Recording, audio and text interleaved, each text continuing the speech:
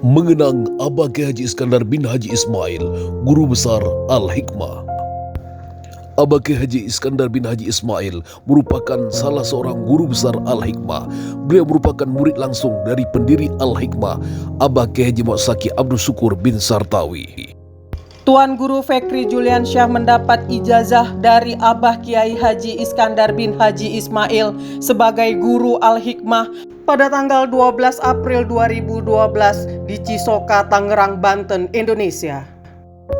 Abah Kiai Haji Iskandar bin Haji Ismail wafat pada tanggal 25 Rajab 1435 Hijriah atau bertepatan dengan tanggal 25 Mei 2014.